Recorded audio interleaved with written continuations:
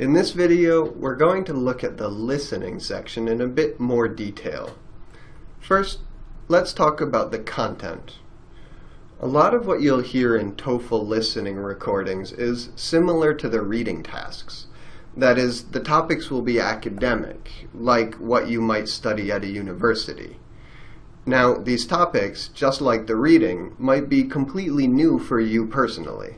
There will be new words in most lectures, words that you don't hear in normal conversation. So, for example, if you have a lecture on chemistry, you might hear the word oxidize.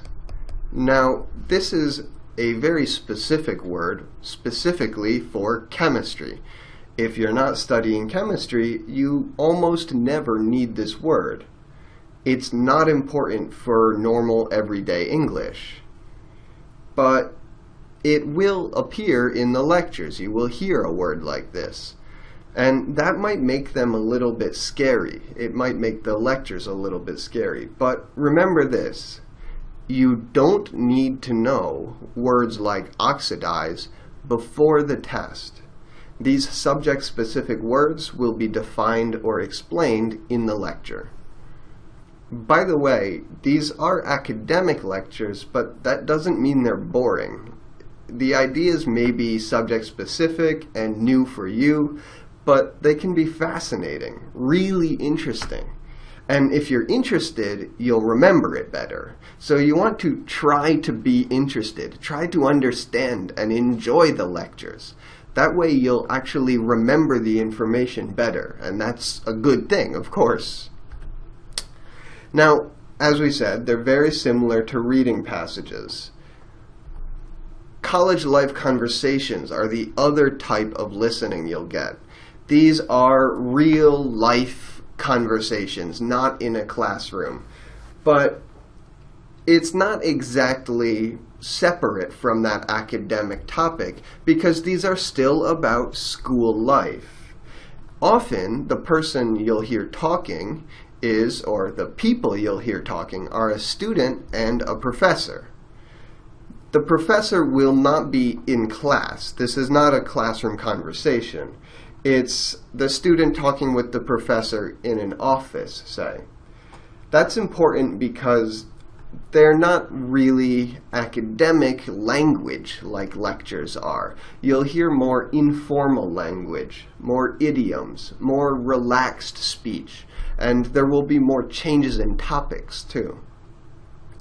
You could hear the students talking with other people at the school as well.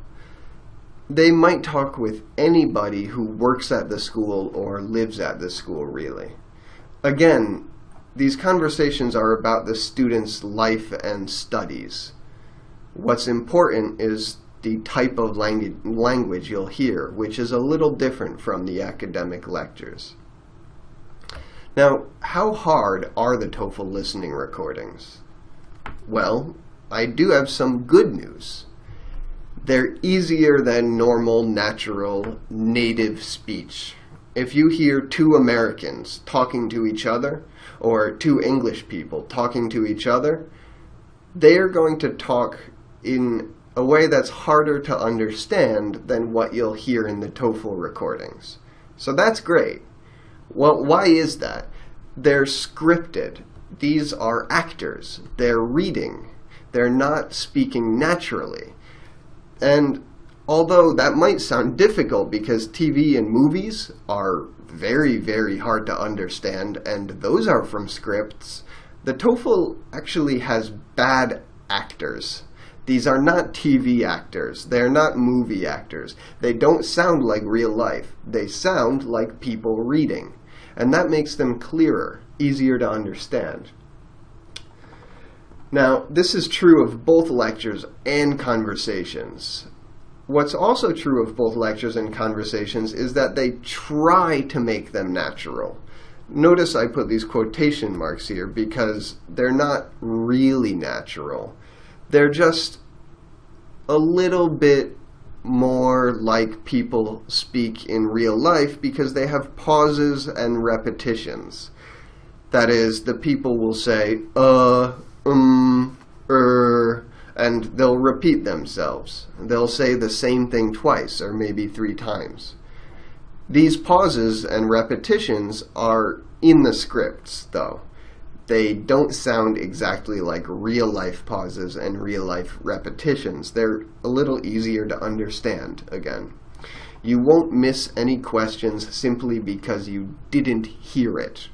You will hear everything. The bad news is that there's a lot of information in these recordings.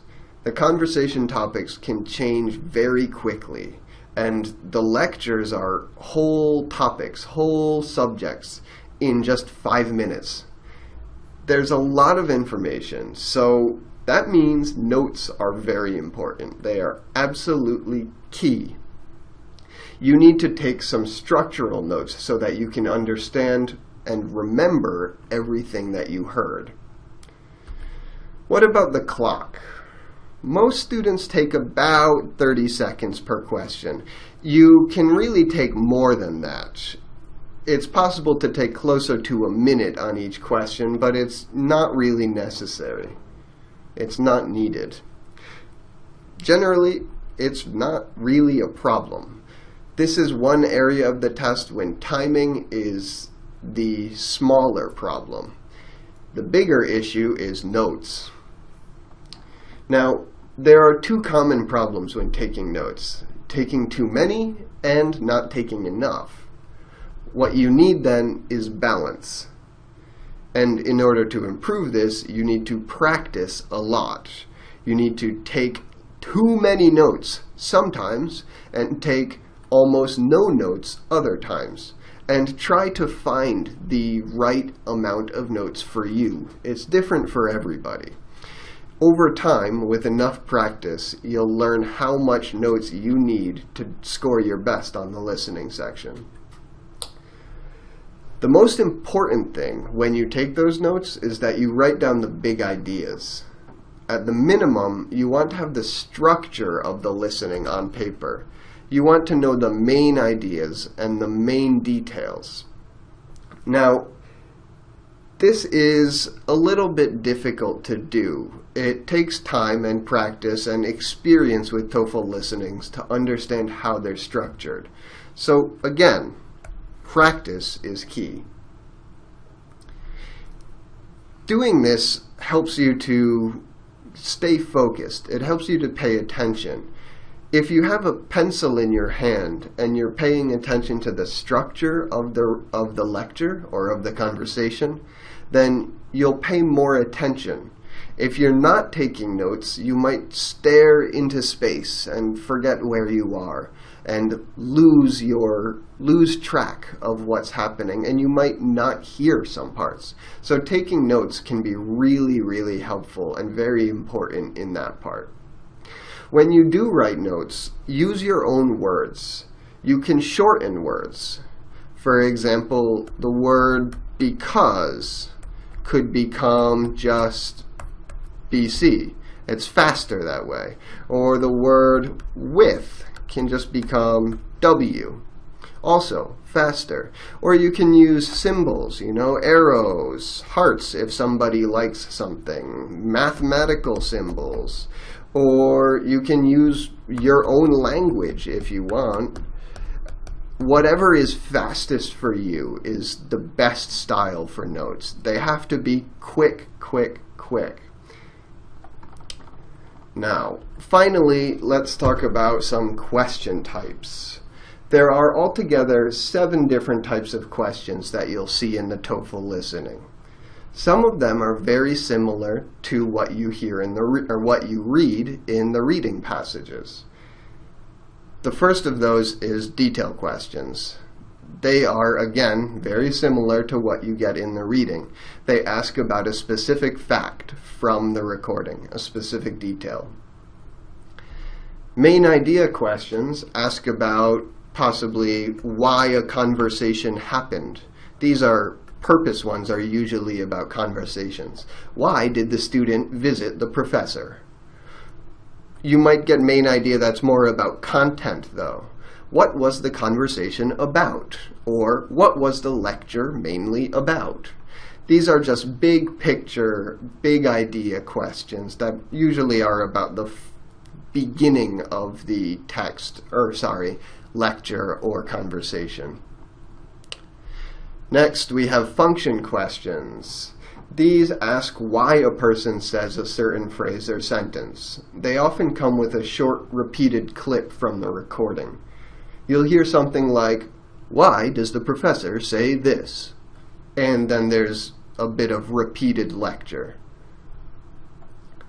Attitude questions ask about how people are feeling. You can often answer these by the tone of voice. Do they sound angry, excited, relaxed? Inference questions are, again, similar to the reading. They ask about something that's not exactly in the listening, but you can figure it out. You might get some detail A and detail B, and using detail A and detail B together, you can come to some conclusion of detail C. These are very, very small conclusions. You don't need to use a lot of thinking. It's just a little bit of thinking.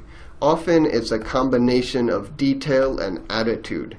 You hear a tone of voice, maybe the person sounds sad, and you hear them say some specific detail, and together you can figure out what the person might do. You can figure out what the person might say. All right, and finally, we have two more that are a little bit bigger. Organization questions ask you to understand how the whole lecture or the whole conversation was structured. Notes are very, very important for these. And category questions ask you to understand where certain details fit in categories. You might have some category maybe about, let's say, a lecture on the U.S. Revolutionary War. That's America fighting England. So you might have something about the US, America, and the UK. That's Britain, England. And you might have some details, A, B, C, D, and you need to categorize them. A and B are about the US, C is about the UK, and D is about the US, or something like that. That's just an example. All right, and that's all for the introduction to the listening section. Thank you.